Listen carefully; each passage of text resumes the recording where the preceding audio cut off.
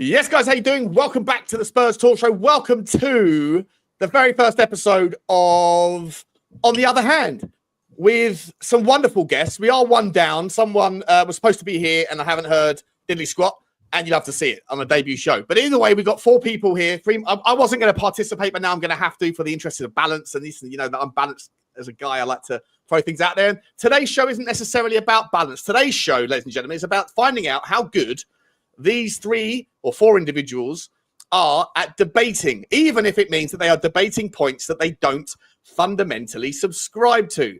And within that, we've got 3 of the most intelligent guys out there in the YouTube community, at least in my opinion. I value their opinions, I value their takes, and I value their ability to have decent discourse. So we're hoping to see some funny things here. I'm really hoping that maybe Lubo gets the side of a debate where he has to back up Daniel Levy. I'm really hoping that maybe Johnny gets the side where he has to ascribe all of the value to why Ange Postecoglou is the right man for the job.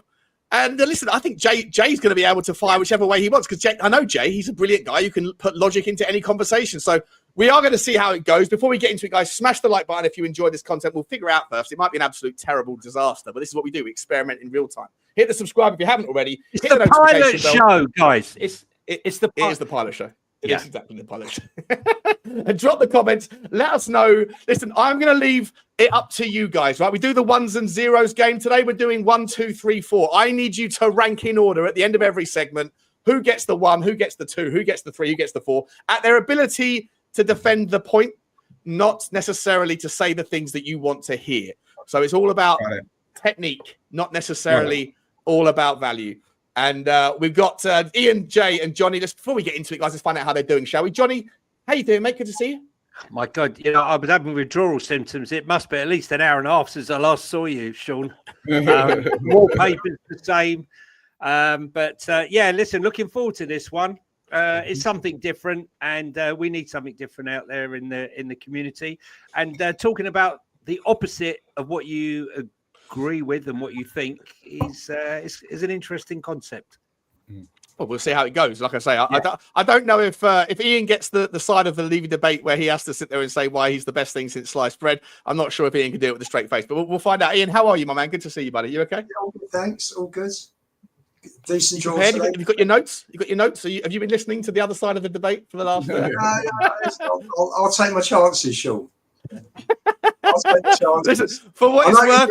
I know you're going to stitch me up, aren't you? No, I'm not. I genuinely am not. Okay, I've got the wheel of fortune, the wheel of misfortune, maybe, and we're going to see how it goes. And I've not added any weighting to it. I've not added any deliberate kind of mechanisms here. It's all just how it lands is how it lands. Jay, I hope this is not your first time on the channel. I don't expect it to be. But if it is, then it's a devastating reality.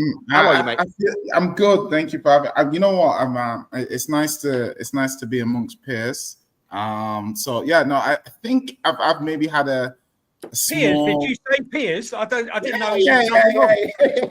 It was a no-show. Master debater or just a masturbator. Hey, listen, you got a limited amount of energy for this. You know, you want to conserve it for when you get like Professor Daniel Levy's the greatest man of all time. No, it's good. Thank you very much for having me. Like, obviously, I'm looking forward to the show. I really like the principle and the idea behind it, and obviously, I like all of you guys. So let's see how we get on. Let's see how we get on. We'll see how we get on indeed. Just want to say massive hello to everyone in the chat. This is the second time in about 3 hours, second time in one afternoon. Spoke to my dad before the show, and he's like, what's going on, mate? Like, you went 2 weeks without streaming at all, and now you're streaming more than you've ever streamed I was like, yes, because, there's not a lot to talk about. When there's little to talk about, Johnny and I are happy to press go and just see where we go. And the other day, Johnny said, I've only got half an hour, Sean. I said, okay, fair enough. 2 hours and 45 minutes later, we were still debating whether or not the distribution of money in the Champions League is a good or bad thing for the game. Well debated, well hinted at the end. We got streamitis. I think it's a well-known disease. Even though we went on to the show talking about, I think it was the merits of Qatar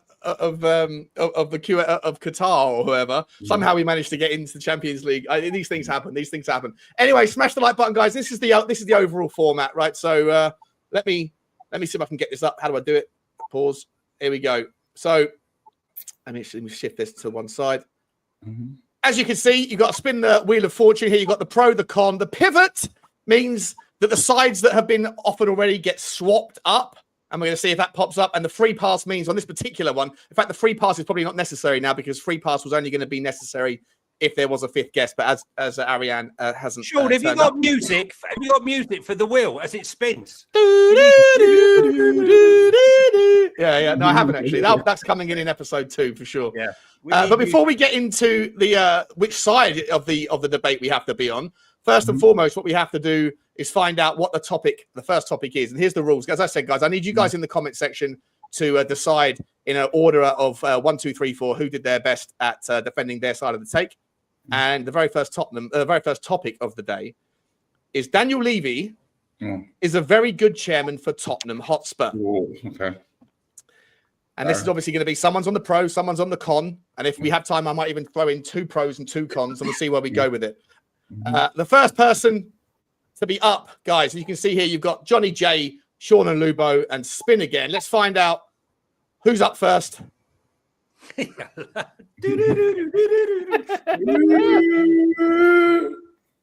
is Jay. Jay is the first man up.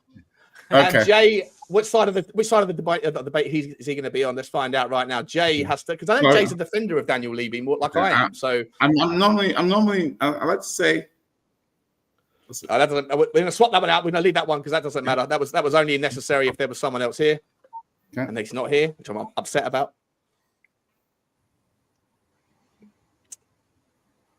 Jay is on the side of no, he's not.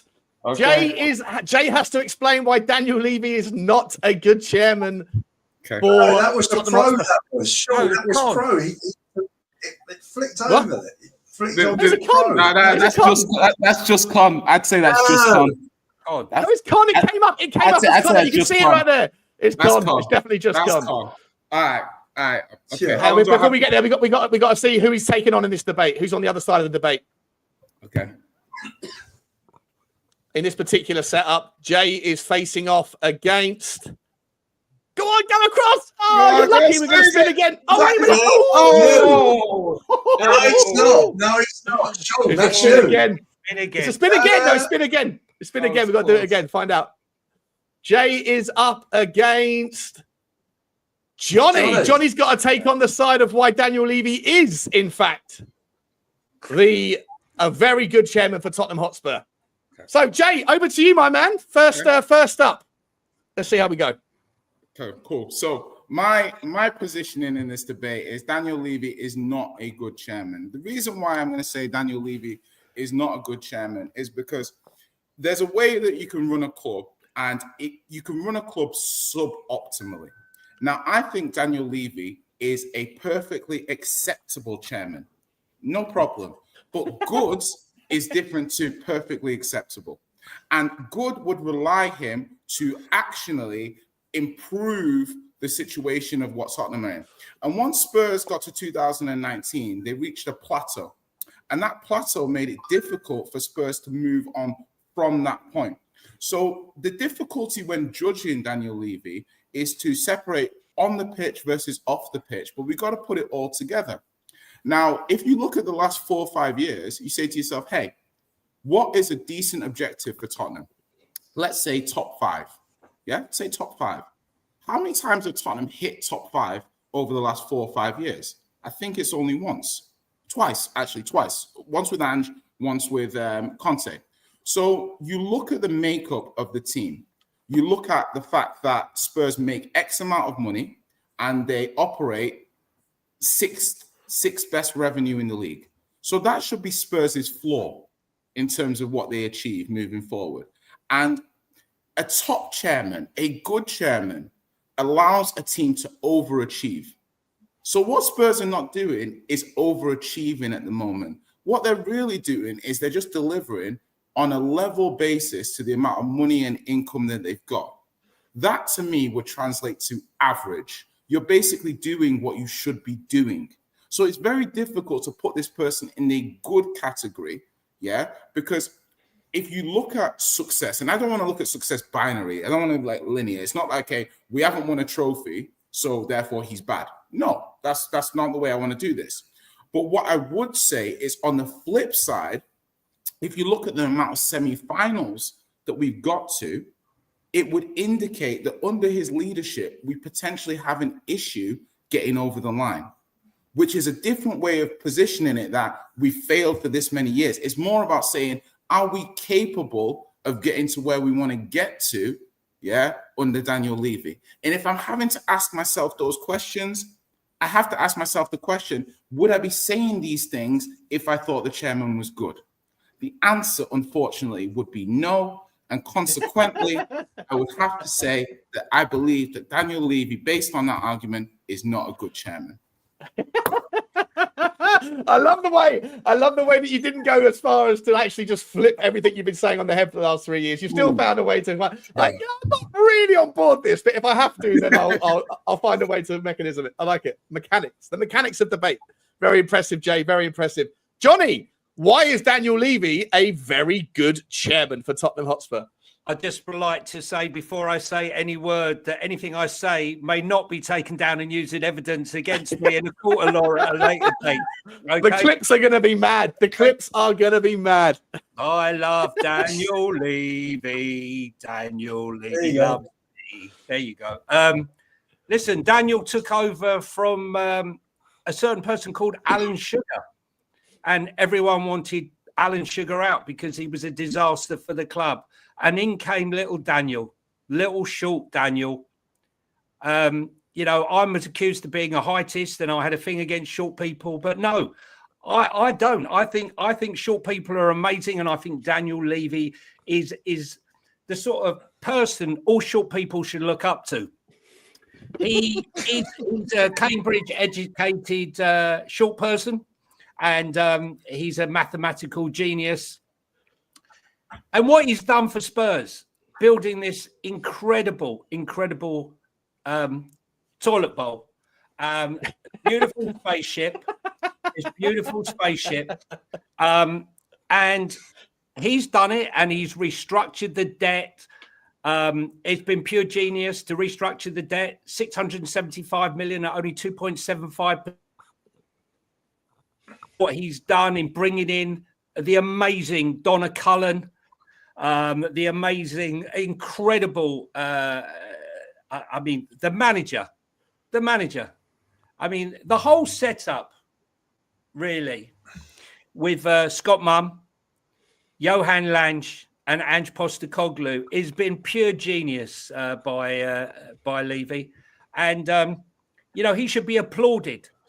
To get to all these semi-finals. How many teams get to as many semi-finals and lose like we do? I don't think enough credit is given to us getting to these semi-finals before we lose them. The other thing is I love Beyonce, okay? And what other stadium in the Premier League has had Beyonce, Kendrick Lamar, 50 Cent? The list is endless. And the Rolling Stones. Who else has Formula One and NFL? And when I go into that stadium and I walk past and I see no sign of Tottenham Hotspur Football Club, I stand proud. I sense so much sarcasm here, Johnny. This is not the format. It's not sarcasm. It's the truth. It's the truth. I don't go to White Hart Lane for football. I go to White Hart Lane to see concerts. Has anyone been to F1 recently? Has anyone been? No, you haven't, right? So don't trash F1. Don't trash Beyonce. Don't trash all of that until you've been there and experienced it, because that's what it's all about. And I'm hoping next year we go on and, we managed to win the Europa League under Ange, the great Postecoglou, the Messiah, as some are calling him, the Australian genius, and that he will take us to the promised land of Champions League next season. And everyone who's up and demonstrating now along the high road will have to rein it in, because Daniel would have delivered a trophy. And then where do we go from there? Really, where do we go from there? So I'd like to say, although he's short, he's a genius. He's an absolute genius. And Daniel Levy is quite possibly the best chairman since Jim Ratcliffe over at Man United. Right. Wow. Okay. Listen, for those of you that appreciate sarcasm, I hope that you reflect that in Johnny's vote when he gets to, because it's one thing I know that Johnny is more interested in than sort of somehow managing to get away from saying what he really wants to say by doing it on the other side of the coin. When you wrote him 4th out of 4, that's going to eat him alive. And then the next time he gets the opportunity, he's going to take this a little bit more seriously, I find. I think that, Johnny, you had stronger arguments there than you lent into, mate. You lent into. You know, this is supposed to test your ability to debate. And the sarcasm. It's not debating. It's not debating. You asked me to do it, so you know. Absolutely. I love Daniel Levy. Daniel Levy loves me. I'm clipping it up. I am clipping that up. Yeah, you do that. Go on. Yeah. He will, Johnny. I'm absolutely going to. Right, Ian. I think we know. I think we know. I'm going to have to just for the purposes of, because I've got the second option here. Protests against Daniel Levy and ENIC will result in change for Tottenham. And I think that we know it's going to have to be you first up on the list here to see how you handle this one. Okay. Are you going to be in favor of it, or are you going to have to suggest why, in fact, it won't result in any meaningful change? You ready to find out? Righty. Go on. Let's see where I go. You're going to spin that wheel. Can you see it on the screen? Oh, sorry. I haven't on the screen. Sorry. My bad. Sorry. Here we go. 1 second. Window. Where's the other window gone? Here we go. Unfortunately, that didn't count. Right. Are you? Can you see it on the screen? Still can't see it. Here we go. Now you can see it. No. Let's go. Yeah. Wheel of Fortune. Oh, Johnny, you are. Oh, there's no pivot. There's no pivot because we don't know which side you're on yet. So unfortunately, doesn't matter. Let's go again. We're doing it again. You are saying that it will lead to change. You lucky guy. You absolute lucky guy. That means I guess I'm going to have to take the con side as to why it will not result in change. Lubo, you've got 3 minutes. Explain to everyone why protests against Daniel Levy and ENIC will result in change for Tottenham. Because the fan base are waking up. They're going to put pressure on the chairman. Everybody can see that he's done an absolutely shit job on the football side for 24 years in general. And, you know, there comes a time where somebody hopefully will realise when he sees the fan base gets bigger and bigger, the amount percentage of fan base gets bigger with the protests getting bigger all the time, he'll realise, you know what, I haven't done such a good job on the football. I think it's time for me to step aside. I think it's time for me to take my dosh, take my profit and go, pretty much. And, you know, at the end of the day, what more can I say? He's done a poor job, a really poor job. He saddled the club with £800 million worth of debt. He brought the ground in, of course, 9 months late. We virtually missed the entire season. He hasn't got naming rights sorted for the last 6 seasons, which has cost the club an absolute fortune. And I think that the protests, hopefully, you know, will filter through and will finally mean something to him, and he'll do the right thing and go. So keep it going, change for Tottenham. Okay. There you go. By the way, that's absolutely fine, mate. It's absolutely fine. You can take longer, mate. You haven't got like. I feel like this was going to be a 10-minute rant there because you know you've got all these things. You only gave him 3. You only gave him 3, so he can't do a 10. Did I say 3 minutes? Excuse me, Daniel Lover. Don't get busy. Listen, what we're going to do at the end of this round, we're going to go back to everyone else, right, who can ask questions of the people if they want to expand a little bit, right? Otherwise, this show could all be sort of wrapped up very quickly. But listen, I'm going to say why the protests won't make any difference at all. The reason why protests will not make any difference, why it will not change anything fundamentally at Tottenham, is because even if you get your way and a new owner comes in, nothing fundamentally changes in your ability to spend money directly that couldn't otherwise be spent or fundamentally changed or spent by the guy who's currently in charge. I would also say that there is absolutely no direct correlation anywhere in the Premier League that has demonstrated and any evidence that protesting against your owner results in an expedited outcome where an owner will take less money than what his asking price is. And that asking price will always exist no matter how happy the fans are with their owner or otherwise. The fact that Mike Ashley is often used as an example where fans protesting against him has resulted in an outcome. Sorry, it's absolute nonsense. They were protesting about him and against him for about 12 years before someone paid the number. He might have stopped going to the games. If that's your outcome, if that's the change you're looking for, then have at it. But in terms of what happens with regards protests, there is absolutely no evidence to suggest that any owner lowers their asking price. Even people that point to Alan Sugar and say that people going outside his home, which I think is absolutely deplorable behavior by anybody, coming from someone who has experienced people outside my home who don't like me, I can tell you it's not a very nice feeling, and it's only football in that regard, and I think it's nonsense. But people that have done that, that's not the reason why Alan Sugar sold his stake in Tottenham.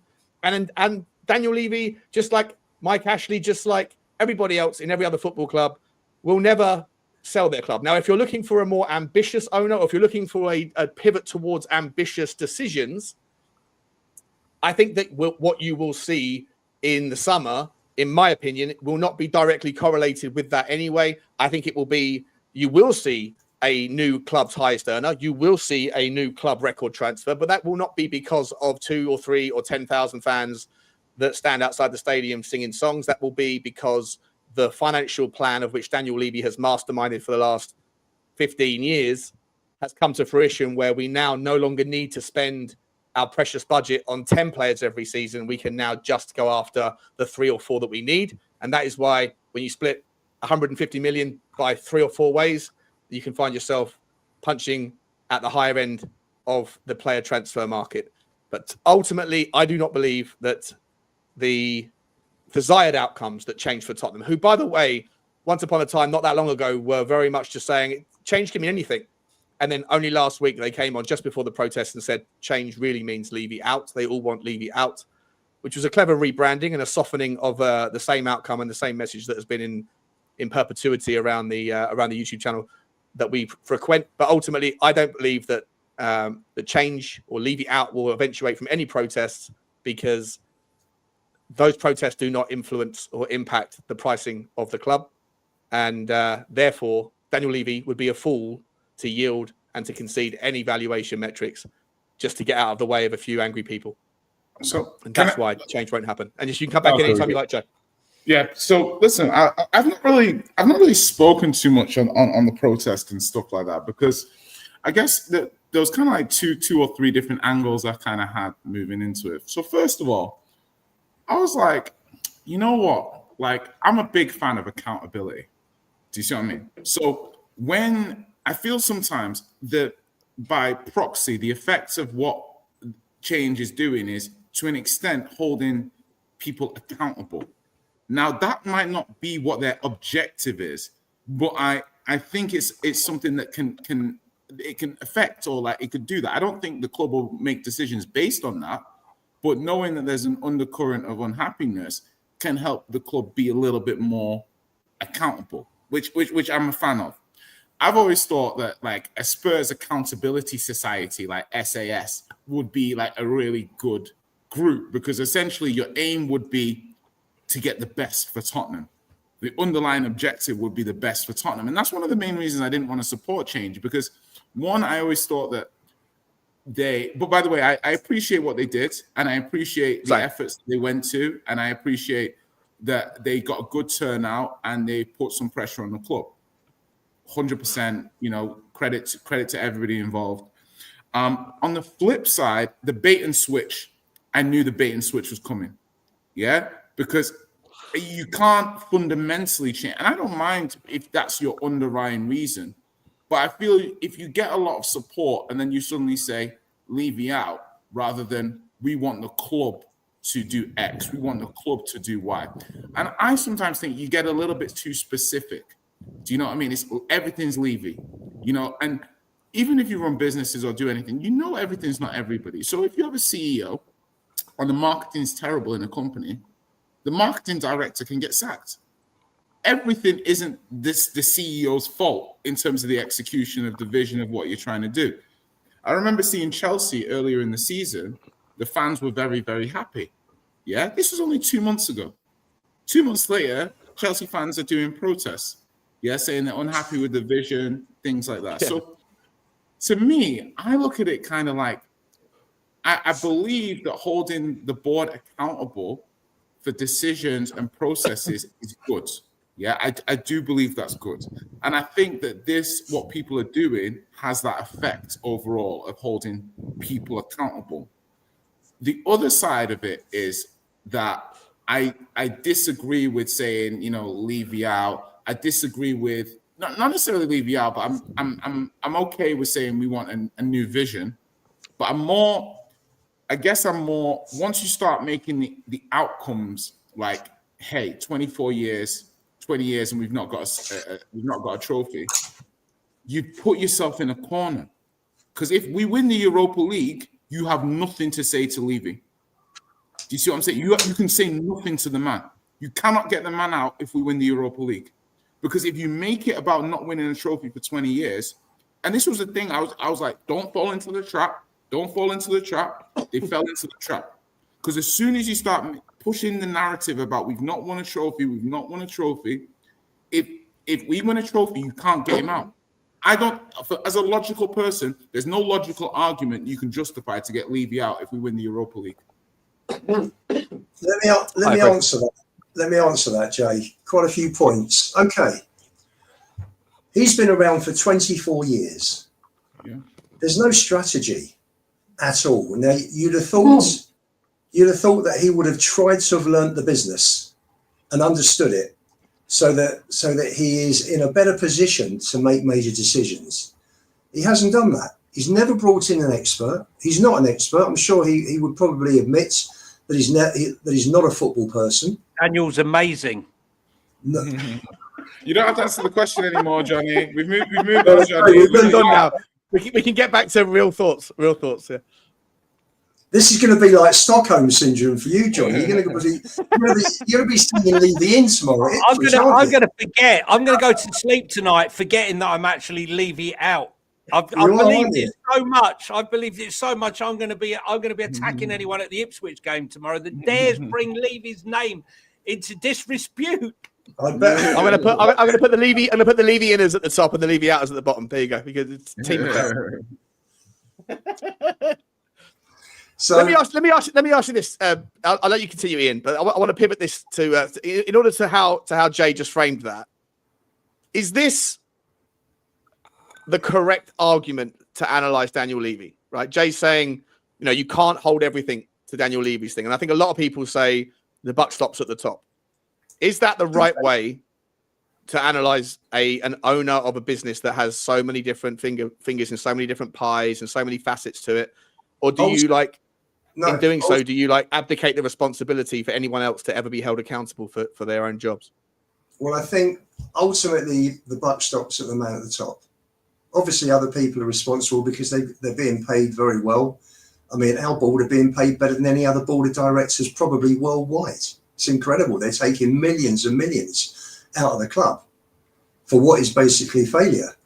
For me, I think, Jay, in answer to your question, could you say you can't get rid of Levy if the Europa League the trophy finishes up at Spurs? This would mean that instead of a pretty disastrous reign, he's had a slightly less disastrous reign. So if you're looking at a business, and Spurs aren't going to be around for the next just 2 or 3 years, 5 years, and just shut. We're looking going forward for many years.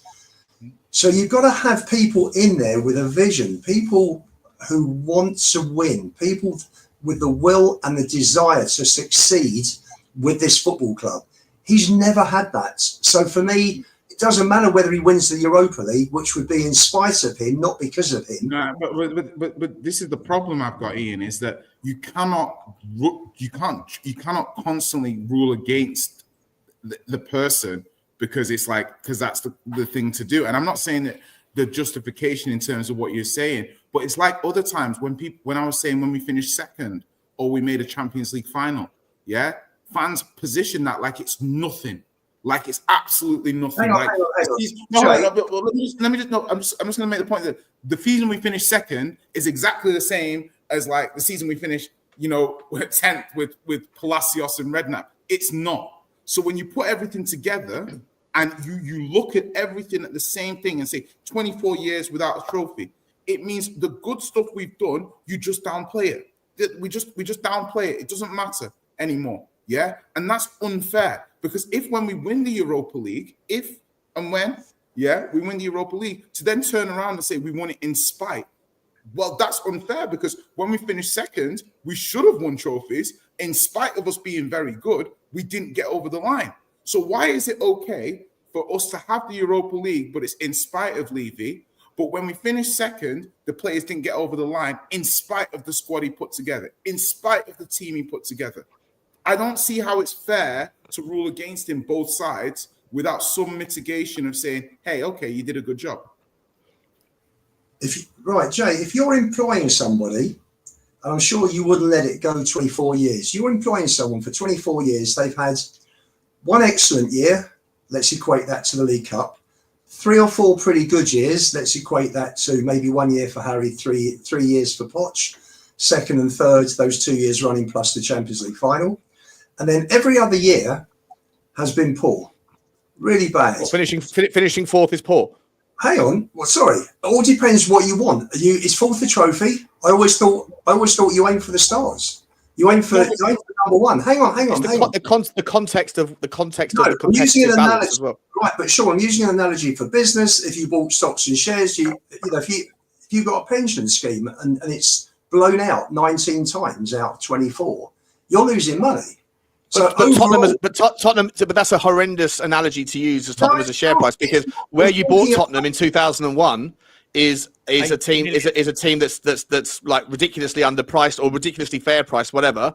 And over the last 24 years, they punched well above their weight relative to the competitive imbalance that exists in the Premier League. So to say that fourth is a failure as a stock price analogy, I think is wildly unfair. Am I for or against? No, right now it doesn't matter, Johnny. Right now you can come back in. Right now with the story, because I actually have a point. I actually have a point for Ian. The one thing the one thing you have to give him, the one thing you have to give Daniel is he's turned an 80 million asset into potentially 3.5, 3.6 billion or whatever it is he wants. When you look at off-field, Daniel, as much as I'd like Daniel to go off-field, I've said this to you before, Sean, he's a genius. But what Ian's saying, and I totally agree with, is that over 24 years, you should have learned your craft in the side of the football. Okay. And if you feel like you're not going to improve and you haven't improved and it really isn't for you, and we can't be all things to all people and all jobs, then employ the right people. There's no point if I've got a business that I'm not doing something that I'm not good at, and I employ the top person, that when that top person comes in, I second guess everything he does and undermine him to the point where he can't do his job. And we know over the period of time, the Martin Jol sacking him at halftime, the Mourinho sacking him before a final, Pochettino not backing him, for 500 days. And then when he's called, look, he said for a long time ago that he needed new furniture, right? He's got a lovely house. He also turned down players. No, but hang on a minute. I know a lot of what went on there as well. So, that's hearsay. You're going to bring in stuff that none of us can verify. I'm just saying 500. No manager has ever had to endure that, Sean. And I just feel there's context to the point. I thought that he had enough in the bank, just the same as Pep and just the same as some other managers have got stuff in the bank. I'm not saying he's on the level of Pep, just for clarity there, but I felt that he had enough in the bank from where we were to where he took us to give him a little bit more time. And that's all I'm saying. You know, there are other things, but I'll let you carry on there. Right. So 2 things. I'll touch on the Poch thing, and I'll circle back to Ian. So with the Poch thing, I get where you're coming from, but I also think as fans sometimes we have more accountability than you might think, and I think that the rope that Poch had, I think it got shortened because of the flirting with Man United at the time. Let's not forget he wasn't. If he'd been like, Tottenham are my club, I'm staying at Tottenham, I'm looking forward to the next challenge, then I think he gets more rope.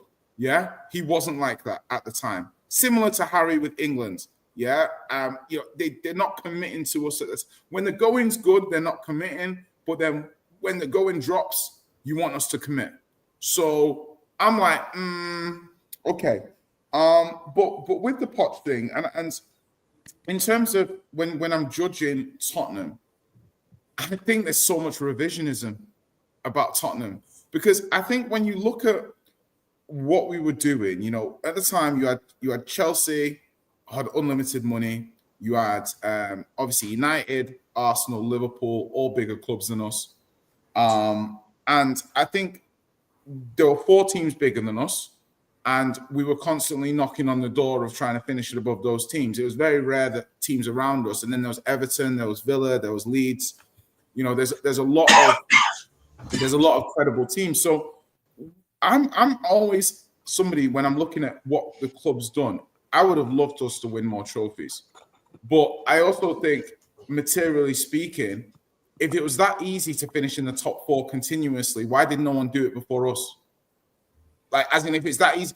Ian, you love Brighton. You love the Brighton chairman. I wanted to talk to you about the Brighton chairman. Why is the Brighton chairman not being criticized by you? Yeah, absolutely. Why is he not being criticized by you right now? Like, because the thing is we judge other clubs and other chairmans not by the same lens we judge our own chairman. Yeah? All right, where's Brighton's growth? They finished 6th or 7th the other season. Oh, come on. I said this would happen as well. I said this would happen. I said this would happen from the get-go.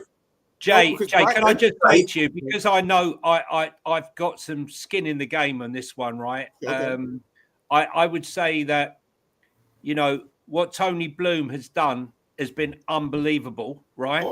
He's taken that club, invested over £100 million into building that stadium on a whim, right, and he's bought it out with Paul Barber. Okay.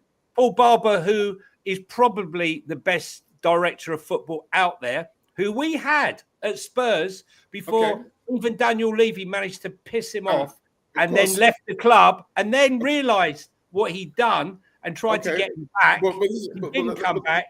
And they have something at Brighton which we are very poor of. But it is succession. They are the Brighton, but they haven't anymore, Johnny. That's what I'm trying to say. Anymore. Where are they now? What do you mean? Where are they now?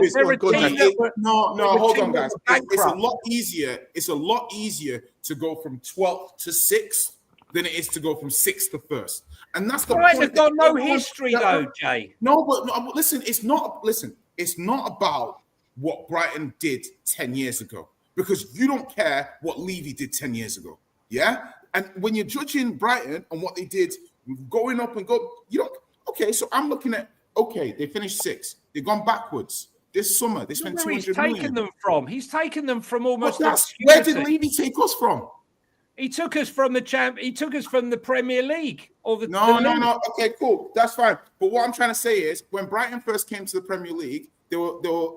And this is just a point. I'm not trying to say Brighton. How many clubs stay there, though, Jay? I hear what you're saying, but how many clubs stay there and grow? Right, but my point is then what are you judging the brilliance of Brighton on? Like, why are we saying that Brighton's Paul Barber's so great? Because what they do is they have a plan of succestion, right? Everything is fine. No, but we don't. We don't have. But the thing is, Johnny, when we were selling our players, but when we were selling our players, it was like, oh my God, why are you selling Walker? Why are we selling these players? We're a selling club. Oh my God, So they're selling Caicedo, and now they're a well-run club. Do you see what I mean? What we're judged by is different to them. No, but I'm saying, like, when you sell Harry, I hear what you're saying, but they will not sell a player unless they got a player who's coming through. But it's the law of diminishing returns. What was our planning? Do you not remember Southampton? But when Southampton used to do the same model. And Swansea. Swansea before Southampton as well. I know how that club is run, right? And I'm not saying anymore, right? Okay. It is such a well-run club, okay? And their recruitment process. Yeah, but look, it's a tiny fraction. First of all, where they are in the middle of flipping nowhere on a small stadium, right? And they've come from nowhere, and they're still competitive. It's as simple as that. In what regard are they competitive? They are competitive. In what regard? Explain that. In what regard are they competitive? Look how many clubs yo-yo up and down through the leagues. Bigger clubs than Brighton. So getting up into the Premier League and then maintaining their position, right? And maintaining that position. Look how many clubs, bigger clubs than Brighton, have struggled not only to get there, but as I have been saying to you for the last 2 years, Johnny. If you are a club that has a conveyor belt of talent, and I think Jay and I didn't know Jay feels the same about this, but he's absolutely bang on the money.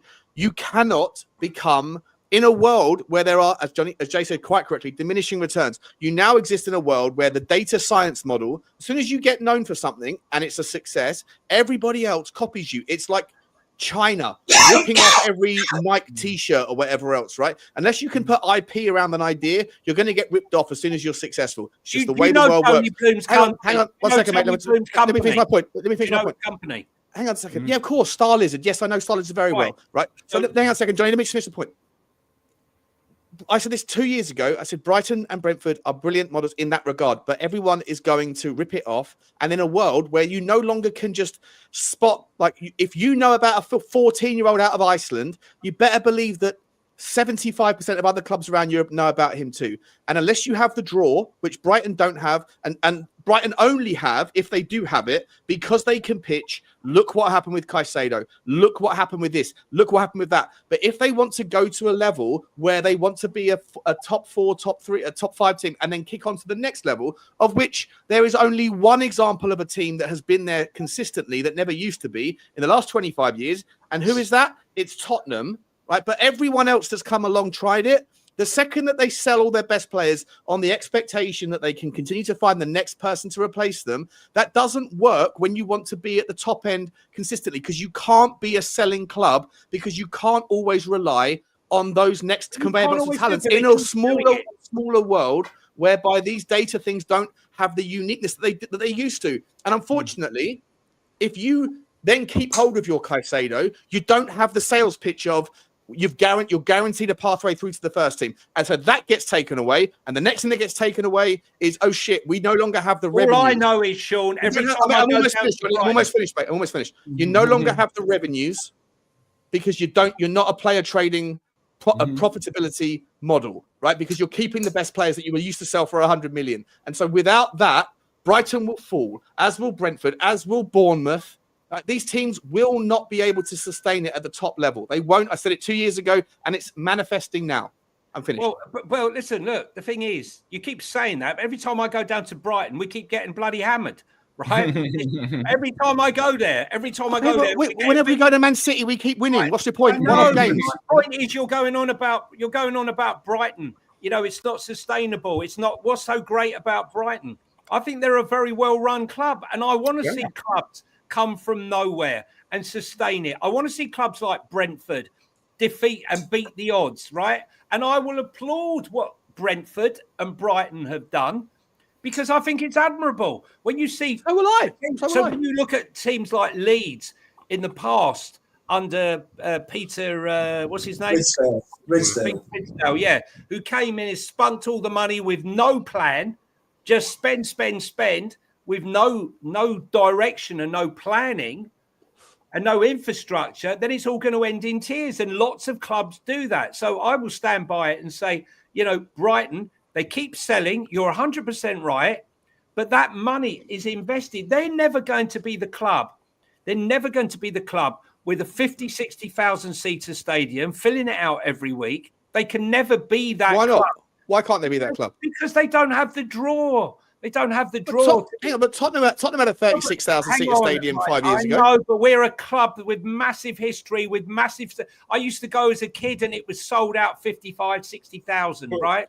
So what I'm saying to you is, for their size, where they are and what they are achieving. They are a big club in where they are, and they're maintaining it, right? Okay, but Johnny, my only point is the criteria that you're using to describe why you think Brighton are doing everything in it. When Spurs do the same thing, you don't consider it. Not you specifically. I'm just saying people don't consider that, and that's my overarching point about Brighton and what they're doing. I appreciate because I know what Paul Barber. Listen, Paul Barber. If you ask anyone in the football game, right, they will tell you Paul Barber's probably the best director of football in the game, as far as running the game. His plan of succession. There's a plan of succession for every manager, even him, every player. They're constantly on their toes, and they do not rest on their laurels. They do not rest on their laurels. Guys, I'm going to have to go because I've got I've got something to do. He's just like, I'm going. I'm just going. No. Leave you in though. You're leaving in though, right? Today. Shawnee knew I had to go at 6. I know you had to go. Cheers, Johnny. Right. Good luck, guys, and we'll have to do this one again. Yeah, definitely. I like the spinning wheel bit, though, Sean. We should have a spinning wheel. Yeah, we're gonna do the spinning wheel. Now we only got 3 people because people people drop out. 3 minutes. If you have made it tight, you've got 3 minutes to answer, and then go on to the next, and the bell. Have you got 3 minutes, Johnny? To if I was to manipulate the spinning the wheel, would you be able to do 3 minutes? Very quick, 3 minutes. Okay. Okay. So here you go. Here's the spin. Right. You are this. This is your. No, wait, not this one. This one here. This is what you are. The con for this. Okay, I'll let you answer something the way you want to answer it. Ange Postecoglou. I don't care if it's anti or for, whatever. Okay. All right then. Okay, let's do it. Let's do it. You ready? Let me get the thing. Levy and Ange in, Johnny. Hey? No, he says no. It could be on one show. Right? It's something I want. What are we doing here? We are pro.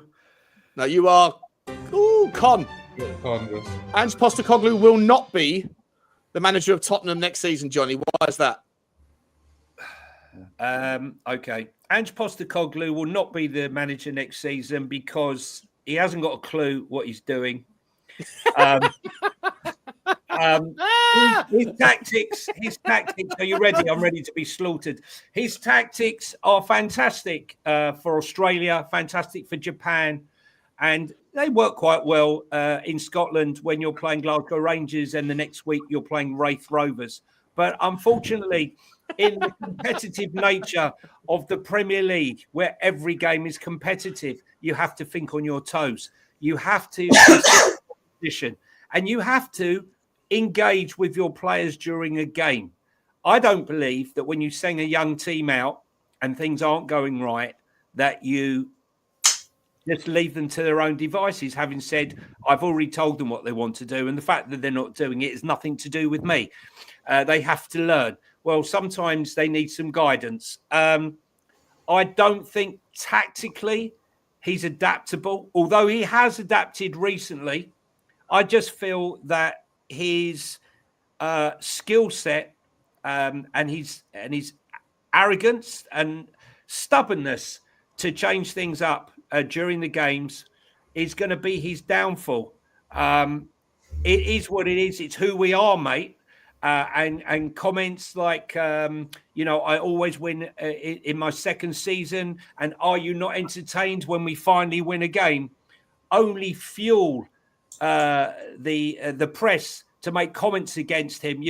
We don't practice set pieces when we keep conceding goals. These are all things that fuel the anger towards him. If he wins a trophy, like he said he always does, then obviously my argument is going to be diminished, and I'll have to stand here and say, you know what, I got it wrong. But quite honestly, when I compare him to the likes of Pochettino, Mourinho, Conte, I think he's a shadow of those managers. And for him to have been given the leeway that none of those managers have been given, I think it's an absolute disgrace. Why was it? Why do you think he was given it, Johnny? Why him now? Why now rather than the others before? I believe that Daniel believed in him wholeheartedly, and he has been backed. This story that Ange has never been backed is a complete fallacy. In my opinion, he's been backed in 4 transfer windows with numerous players. Okay, look at them: Micky van der Ven, Brennan Johnson, Timo Werner, James Maddison, Radu. I mean, you list them out. There's a lot. Vicario, okay? And to say he's not been backed is nonsensical. There have been many managers other than him, and this holds my time, who have not been backed and have been sacked. Right. Well put, mate. Well put, Johnny. I know you got to go, buddy. Thanks so much. I'll plug Football Week in a little while, mate. Ian, Appreciate you coming on, mate. Ian, well done. Good luck, mate. See you later. Take care, Ian. Cheers, Take care. I'll see you tomorrow. Later, see you. Bye. Ian, I'm going to let you take the con on the side of Ange Postecoglou. Oh, sorry, the pro on Ange Postecoglou, if you'd like to take it on. Why should and will Ange Postecoglou be the manager of Tottenham Hotspur next season? Okay, point 1, Ange doesn't change. He doesn't challenge the chairman. Point 2, he does as he's told regarding transfers. At the end of the day, I think, the chairman wants to bring in cheaper kids or kids on cheaper wages, just with a view that 1 or 2 will hit, like Brighton, and he will make a big profit on them, because that's all that the chairman looks for, and Ange is absolutely perfect for that. What else? Ange hasn't actually injured the entire 25-man squad, so he's still got another season to do that with his training. Why will he still be there? Because he's probably going to be cheaper than a lot of managers would be as well. And because we're going to win the Europa League? Do I personally think he will win the Europa League? Well, if he gets close, right? If he wins the Europa League, I think that we can all agree you can't sack a guy who wins the Europa League, right? Is that fair? Well, I think if you're looking at the longer term for the club, he is not the person to take us forward. Would Daniel Levy not be absolutely derided? Like the fallout, if Daniel Levy turned around and if Ange Postecoglou got to the final, for example, right? And in 6 days before the final, if you're going to hold the energy that you have towards Daniel Levy, in part because he sacked Jose Mourinho 6 days before the final, then if we got to the final and we won it, and Jose Mourinho, and Daniel Levy sacked him anyway, surely, even if you fundamentally don't think that he is the guy to do better in the Champions League the season following, surely to hold the same energy around, if you're doing your job and then you get sacked before you've had the chance to win a trophy, if Ange Postecoglou does his job, gets to the final and lifts the trophy, and in so doing becomes Tottenham's most successful manager in 40 years, surely to have a consistent logic, Ian, you'd have to be like, he's earned his 3rd year. He has, even if you don't think he'll do better, even if you think the Champions League is wildly outside of his skill set, surely just by being reasonable, the geezer would be our best manager or most successful manager in 40 years. Surely you'd have to give him his final year. Otherwise, to me, people that wouldn't be on board, that would come across as incredibly partisan and incredibly unfair. I think it's micro, macro again. I think micro, you'd say, okay, he's won a trophy this year. Macro job, a bit like Abramovich and Di Matteo after he won the Champions League. Didn't see him as being the manager to go forward, and got rid and brought in. Was it Mourinho that came back? I can't remember. Maybe if there are any Chelsea fans on here, they'll. I don't even remember when Di Matteo was the manager of Chelsea. When was that? Well, he came in for a short period of time, I think, and he won the Champions League. So for me, that's my memory for you. you cannot possibly build a team playing the system he plays, racking up the injuries that we get, playing players in the wrong positions. It's just, I don't know, it's just mind blowing. And tactically to be this poor. I mean, he is the poorest manager tactically. And he survived. If the tactics get you a Europa League, mate, like are we just sitting there? Like I don't agree, by the way, that he is this horrendous tactician. I subscribe to the notion that his one track fits all, one trick pony style thing, which is what he intended. Even if he has pivoted away from that recently, I don't think that he would have been likely to have done that had it not been for A, pressure, B, injuries, and C, the fact that it was figured out. But had he had relatively more success in the league and had he had relatively fewer injuries, I think that he would still be doing relatively the same thing over and over again. But either way, if he gets to the Europa League and wins it, then can we really make the argument, other than just like because you feel it, that he is a tactically inept manager? I just think that if he wins the cup, it's the best cup Tottenham have won. The competition might be harder to win the Carabao Cup than it is to win the Europa League, for what it's worth. But the value of the Europa League is, 5-6 times more in terms of gravitas points. And I just think that you can't possibly justify sacking the guy if he goes and wins it. He'll keep him, but I think if he carries on playing the same way, if players keep getting injured, if the transfer policy, and I don't know where you think, Sean, we're going to break our transfer record and pay the highest wages. I think that's more based for you on hope, because it's certainly not based on fact. The guys. It's not fact until it's fact, is it? But it's it's supposition. No, but I just think that Tottenham are in a position financially. Based on history. History is like, this is one of the things that I also hold other fans' opinions to account on. I think that whilst the variables that dictate your success in any given season, the numerator of the amount of things that will impact your likelihood of success just internally within your club, are in their hundreds. Some are heavier than others in weighting, but then you multiply that by 19 other teams in the Premier League, and all of the variables that affect you will affect them in different ways. And then on top of that, when you're looking at Europe, you've got, I don't know how many teams you've got to consider. And then just that's in one season. And some of the impact of what happens in one season will carry over into the next. But to sit there and say that because we haven't broken the transfer record in the last 5 years means that we won't next year, there's variables that are changing with regards our ability to spend, our ability or our need to go and get 10 players versus probably 3 or 4 this summer. And so I look at all of those things and think, right now, it's more likely than not that Tottenham will spend somewhere north of £60 million, £70 million for a player, whether that's Mark Gahey, whether that's Jamie Gittins, whoever. Doesn't matter, but I just think that it's more likely than not. And also the fact that the wage bill has come down so much that he now has to go and fill that gap. Otherwise, he's going to look like a donut. So I think that when you factor all that stuff in, I think you're right. It's still instinct. It's still a guess, but it's an educated guess that I think you'll see Tottenham break the record in both of those things. Okay, well, listen, you can only speculate when you look forward. Because obviously we don't know what's going to happen. But if you look at what's gone on over 24 years. We've had an owner who leaves transfer for many years, left buying transfers in August right to the last minute. Always cost Tottenham so many points during August. Even the year that we finished third to Leicester.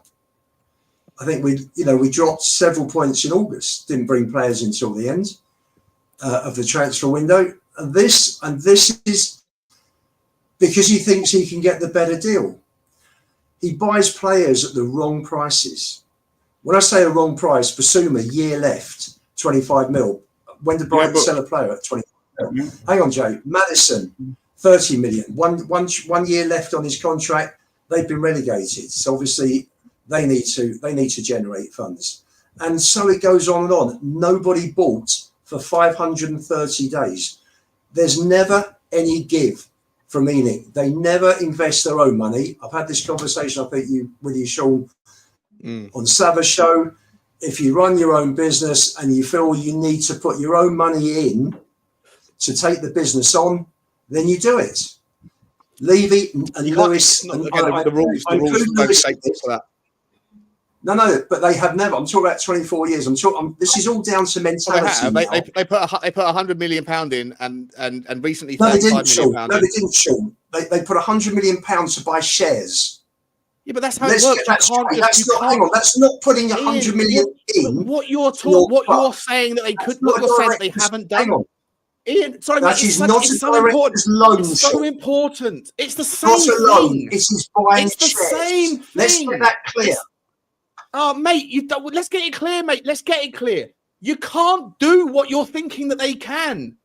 But isn't it the same thing? But hold on. If say they've never done it over 24 years. They've never. It's the same thing as any owner, though. But it's the same. It's the same thing as any. But it's the same thing, though. Like any owner that gives money to the club, it's not just you give money to the club. It's done in a way whereby the club owes the owner money.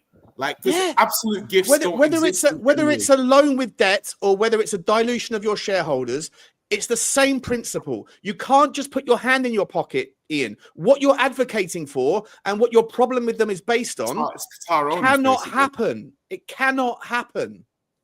You're wrong on that one, mate. I love you to pieces, but you're fundamentally wrong on that particular part of your argument. I'll answer you. They have been better placed than any other club for the last 24 years to challenge the clubs that have spent big money and backed their managers. And ENIC don't do it. That's the difference.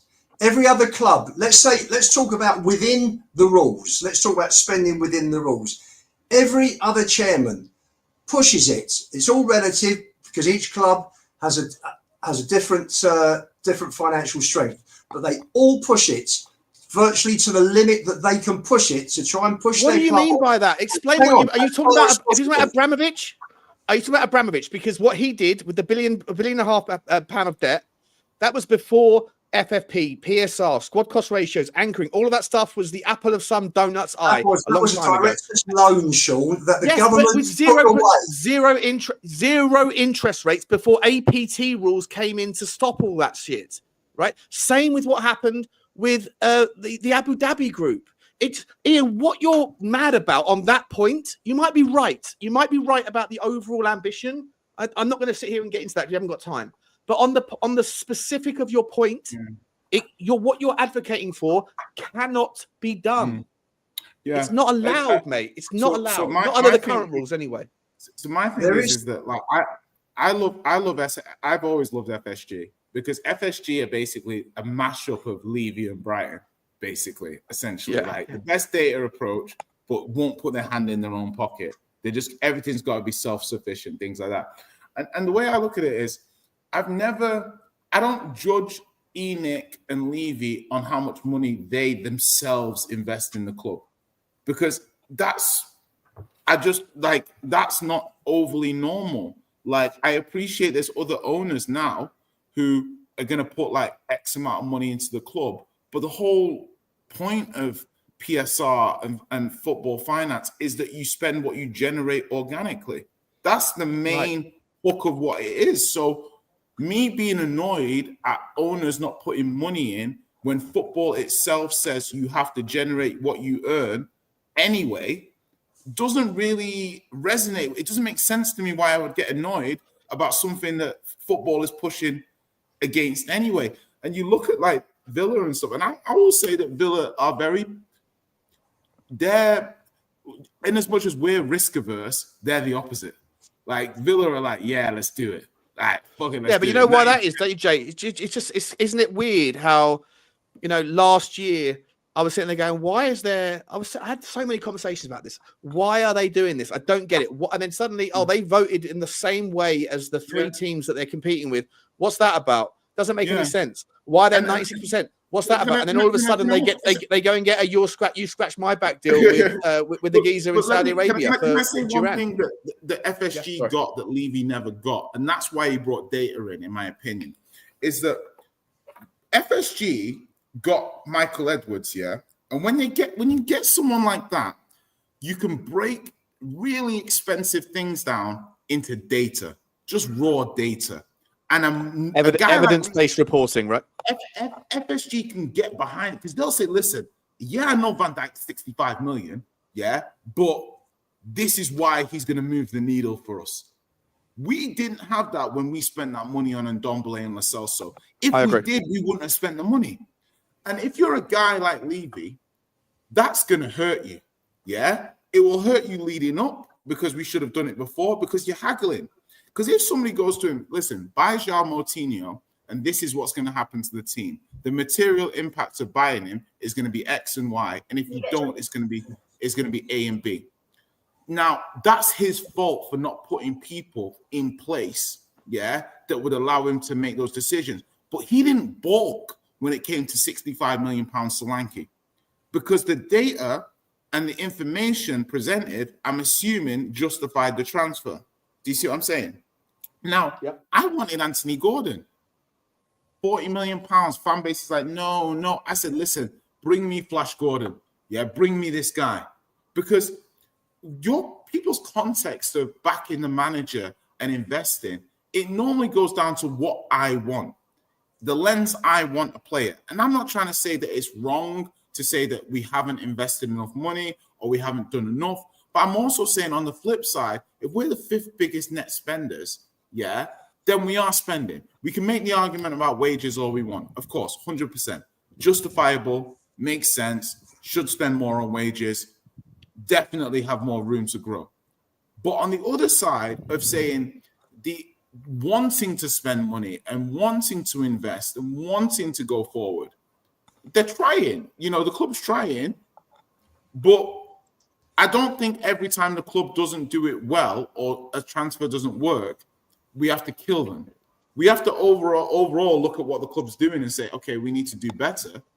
But I was au fait with the strategy going into the window in the summer, and I think we just didn't spend enough money. We didn't bring enough senior players in. That doesn't mean that I hate the strategy completely and we should sack everybody involved. It just means we made a misstep. Go on.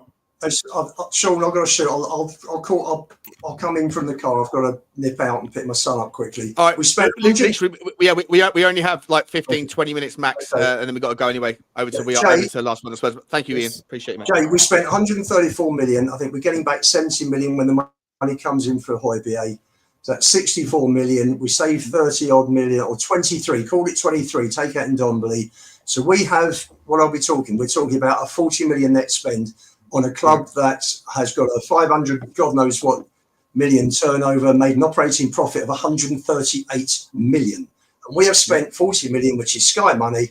Net spend, we brought 4 kids in and one established player and expected ANGE to improve on last season. Yeah. Right. I mean, we messed up. And he only finished 5th because of the first 10 games. If it hadn't been for 5th, we'd have finished something like 12th. So where we are at the moment, we're 12th now, aren't we? So nothing's changed really in the last 15 months.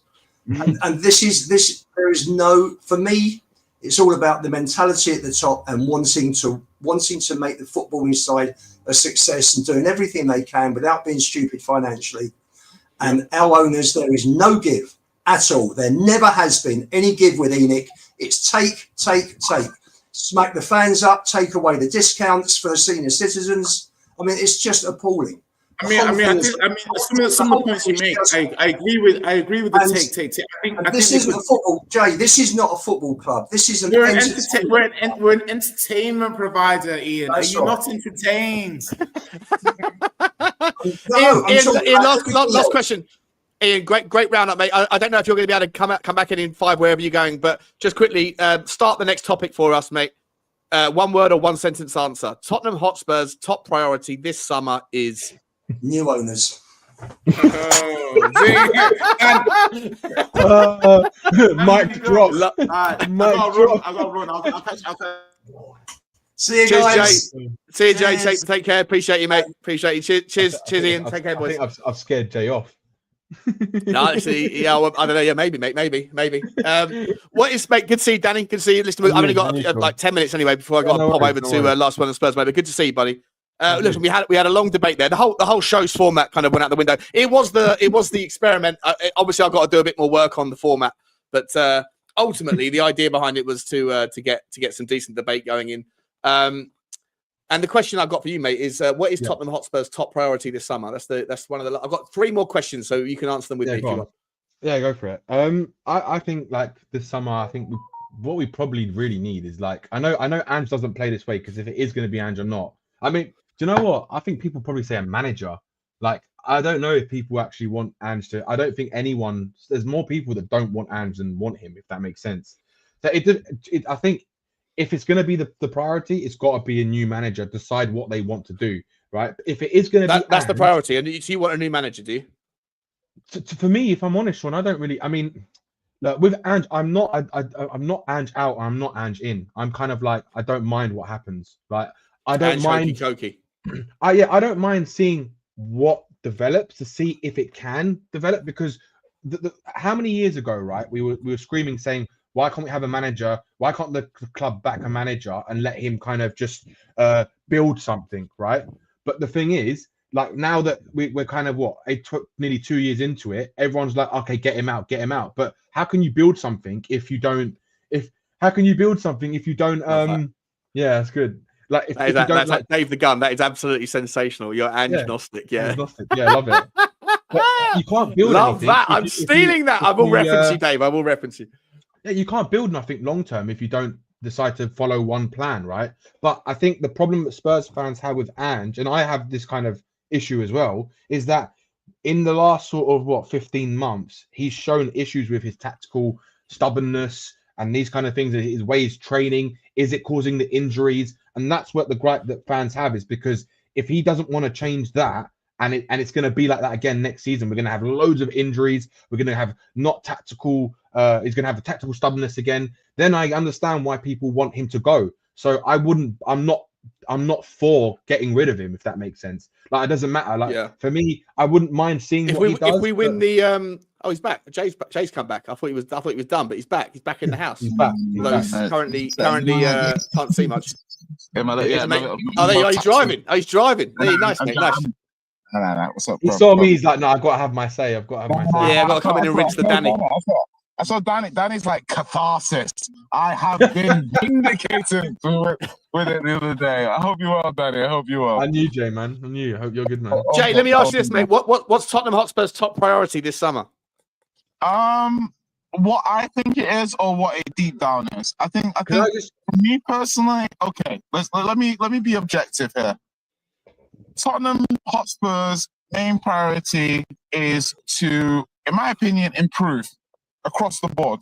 Now, I think people might look at that and say, well, that you might have more priority in making more money from building this, or you might have more priority. But I think, obviously, with our league position, we want to improve. The squad, we want to improve. Like medical, we want to improve. Training, we want to improve. Like the manager, he needs to improve if he's still around. So, to me, I think Spurs, the number one priority is improving. You know, like that's I need for the purposes of a topic, though. I need a specific. I need to be able to hold you to account. I need you coming back on, Jay, and I'm gonna go. You asked for a left winger, bro. Yeah, sure. Can I just say one thing, right? If it's not a manager, I would say we need like a number. I know Ange doesn't play that way, but we need like a number 6. We need a defensive midfielder massively. Oh, he's cut out. Oh, he's still there. Go on, Jay. At number 6, he's so like the two things I would say, that Spurs really need to improve.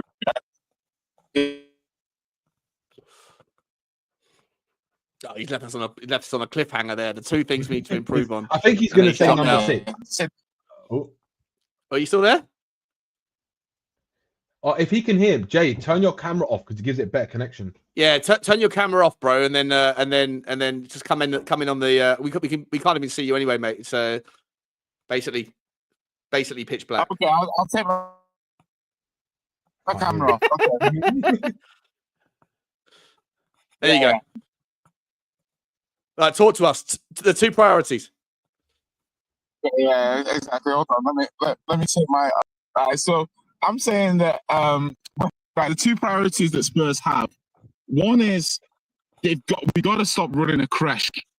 Do you know what I mean? We need to bring some established players. Arsenal bought Zinchenko and Jesus. They jumped up a level.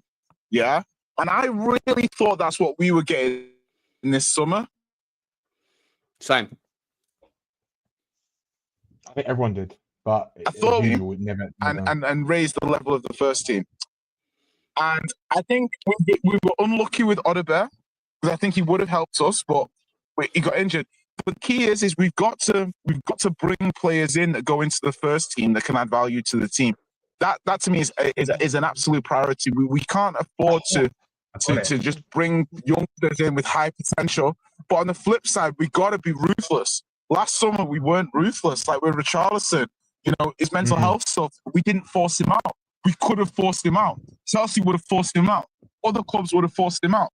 And we could have seen something different there because we would have had a we're not ruthless. Ben Davies, I like the guy, but if you keeping Ben Davies stopped you buying a Natio or stopped you buying a Hato from Ajax really or something. Jay speaking? Jay, what's happened to you? You hit head, mate. Because this is my thing is I like to be fair.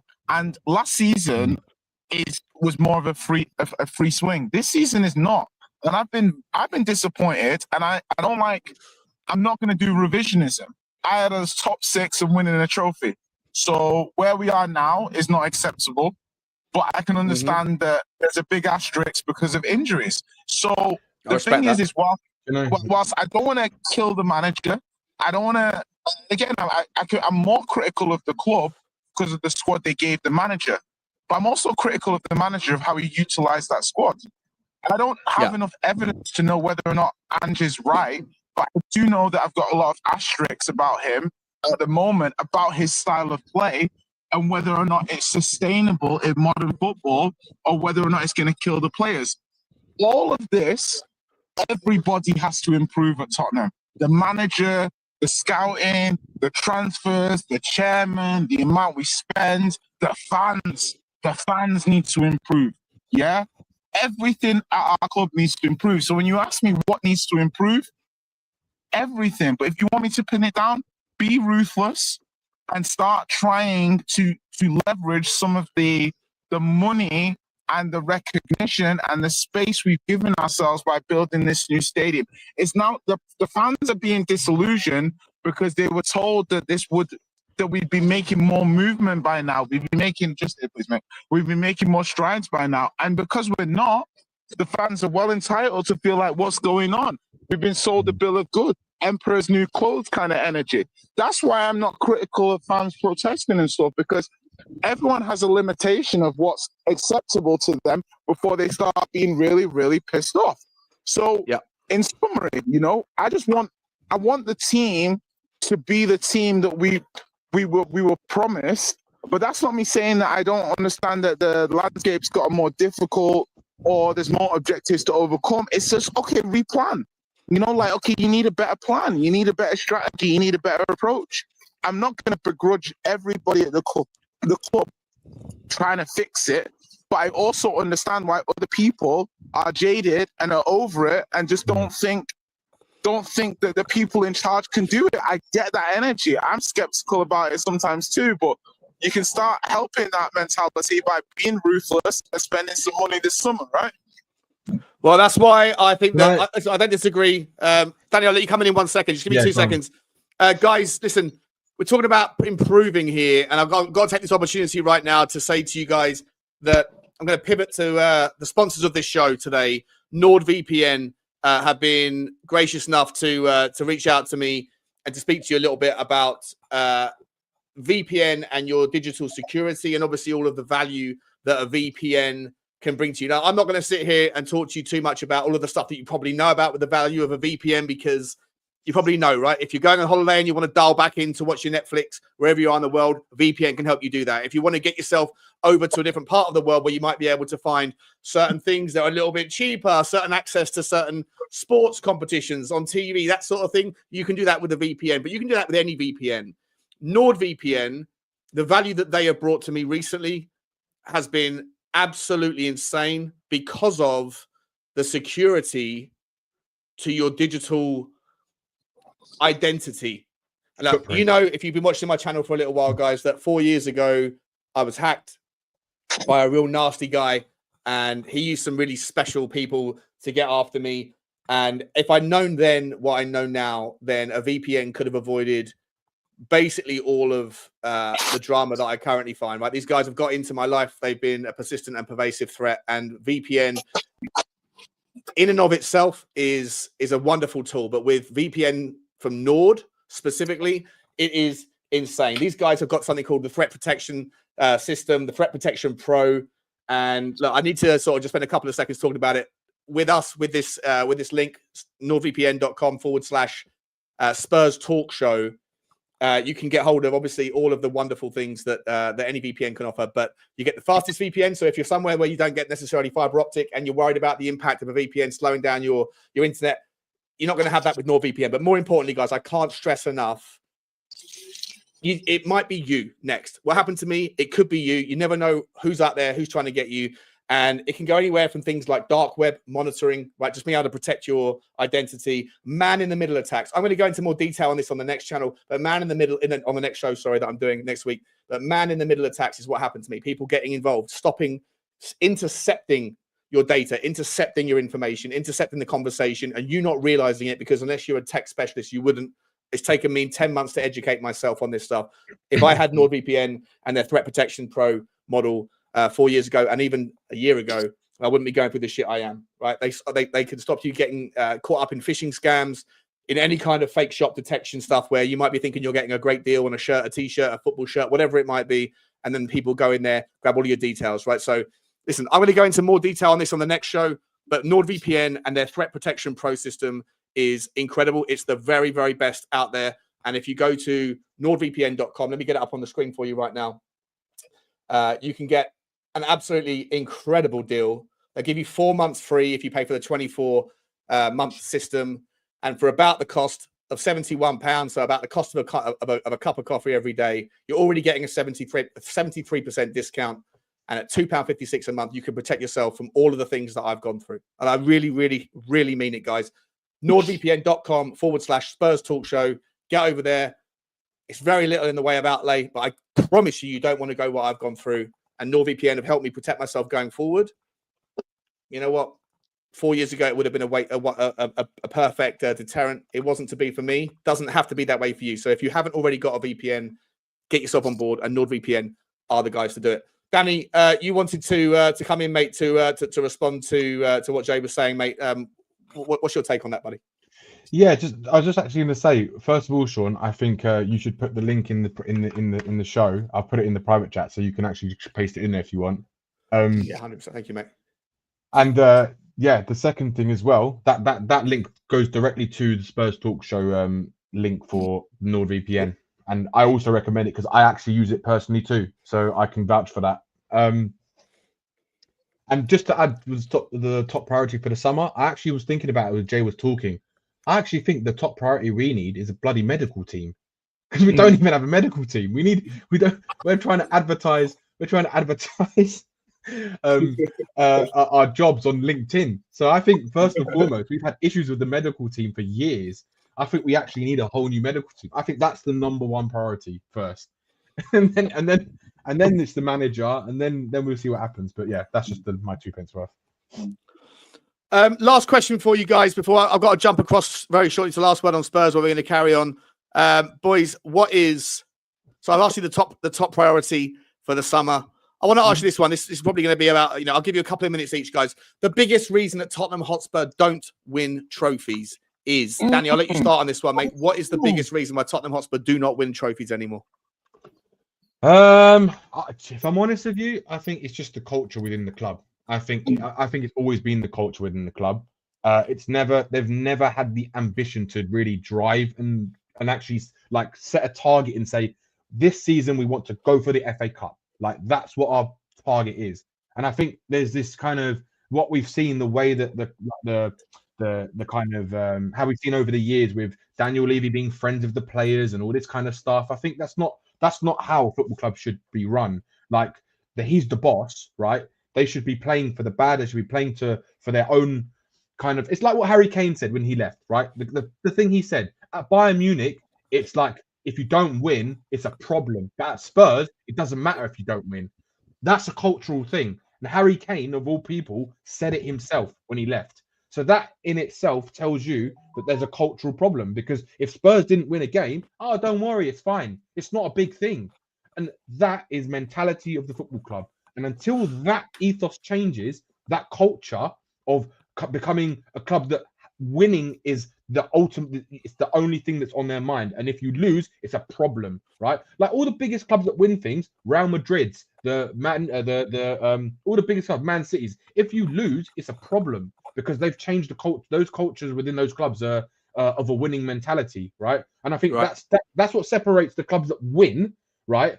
And it's not even, do you know what? It's not even about the money we spend, because let's be honest, Spurs have spent a hell of a lot of money. They've just spent it wrongly, right? So that's not the problem.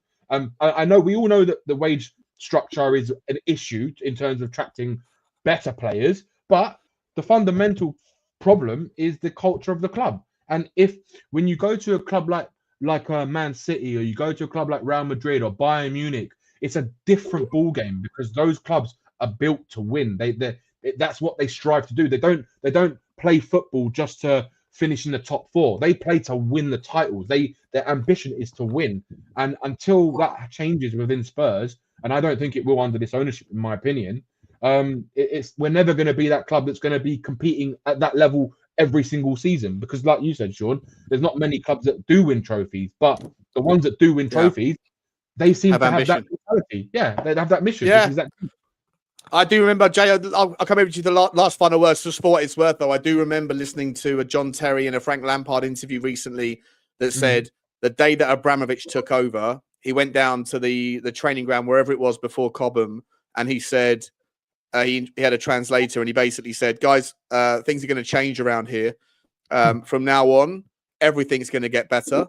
We're going to build you the brilliant training ground. The stadium's going to be redeveloped, all these things. We're going to have the very best of everything. But you are going to be the very best, and if you're not, you're out. So we'll give you the best, but we expect the best. Exactly and that. It's a mentality. If you're not good enough, you're not good enough. But that's basically it. And he said everything became immediately different. But what I would say, Jay, is those things are part of the bygone era where you could just, if you had the willingness to do whatever you wanted with money, and money made no difference to you, then it was a little bit easier. The rules these days are not quite as Ian. I love Ian to pieces, but his take on the hand in your pocket thing from Daniel Levy, it frustrates me that I've told him this about 100 times, and he still bangs on about it as though he's hearing it for the first time. Drives me up the wall. Jay, what's the biggest reason for you, mate, why Tottenham Hotspur don't win trophies anymore?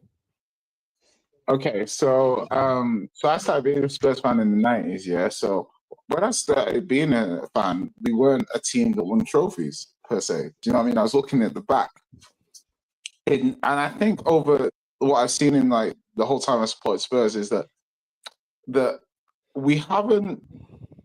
Okay, so we haven't taken our opportunities when we've had them. Is one of the big things. It's like you have opportunities and windows. Like the Europa League this season is a huge opportunity for us to win a major trophy, right? And I think that why we haven't taken those opportunities is really a mix of factors. I put it down to the landscape constantly changing as well. And I call it the law of diminishing returns. So once we got to a certain point, doing the same thing that got us to the same point started dropping us down levels, not taking things seriously because we constantly overlook it in the moment. You know, you want to win a league, you want to win a Champions League. But if you're thirsty, you should drink toilet water. Do you know what I mean? And anything we could have got, love that. Anything we could have got, we should have taken. And I think building something to win is sometimes almost like I don't know, like it's not an excuse. I don't want to say it's an excuse, but I'm almost like the here and now and the present. We've never had an overriding vision of we want to win. Do you know what I mean? And I think 100%. Whether you want to say that comes from Levy, which is very fair, and I think probably is approximately the right thing, But even when we've had managers, you know, like Mourinho and Conte, you know, we should have embraced the short-termism of them. Do you see what I mean? Like, I don't know if you guys watch basketballs, but like Toronto Raptors, so basically Toronto Raptors, they won the NBA in 2019, and they basically traded their star for Kawhi Leonard, and they only had him for 1 year. They only had the guy for 1 year, but they went all in, and they won. They've not won since or anything like that. And it's just that whole risk averseness, not taking our moments, and just not having a winning infrastructure, which I actually think is the hardest thing to do in football. So I would put it down to, we have not created an seize the moment. Is that what you're saying, Jay? Seize the moment, kind of thing? Seize the moment, but it's also not a risk place to play. You know, we're not a club where if you fuck up, it's over for you. Do you know what I mean? We don't bomb these players out, and that's what I was trying to say. The consequences of failure are a little bit lenient, exactly, and the ambition and the risk appetite from top to bottom is not quite where it needs to be. That to me is Harry Kane said it himself. Yeah. Harry Kane said it himself when he left. He literally said, when you're at Bayern Munich, it's like you have to win every single week, right? But he even said it at Spurs. There's not a need to win every week, because if you lose, it's not a big thing. That is a cultural problem at the club, and unless that changes, it will never change. Because what happens is that feeds through the staff, that feeds through the players, and if you feel right in your energy, and you go into that club and you feel that if you don't win, it's not a problem, then how are you going to have that drive to have the ambition to go and win a trophy? Like, how are you going to? How are you going to? The last thing I'd say, Danny, because we've got to round off. Sorry, boys. I know we could talk for another 2 hours. I've got to jump across the last word on Spurs. And listen, guys, the link is there. Jump over in 2 seconds. We're going straight into the last word on Spurs. What I would say, mate, is whilst I completely agree and concur with all the things that have just been said, when it comes to things like Hugo Lloris saying there was a lack of sufficient despondency when we lost the Champions League final, and he blames the owner for that. I blame the captain of the football club because he's the guy who's on the pitch. He's the guy who's in the dressing room. Lads, thank you so much, Danny, for coming on late notice. Jay, absolute sensation, mate. If it's your debut or otherwise, mate, I want you back, buddy. I love the way your mind works. I think you're fantastic. Danny, it's lovely to see you. I know you can't see me right now, but it's lovely for me to voyeur you right now, Danny. It's nice to see you again. We'll get into it, Jay. We'll get into it. Me and Jay used to have a lot of crazy debates. I know. I've seen him in the past. I have. Guys, that was episode 1. It was all pleasant enough. It was all pleasant. You can't see me now, but my middle finger's up. Guys, that was episode 1 of On the Other Hand. Listen, I've got to do there's some teething problems for sure with regards the way that the format will work, but I'll figure it out before next Friday. Fridays, 5 o'clock. Be there, be square. We're also bringing back Devil's Advocate on Tuesday. We got tomorrow. We've got the game against Ipswich. Lots of coming up on the show. Get over to Football Inc.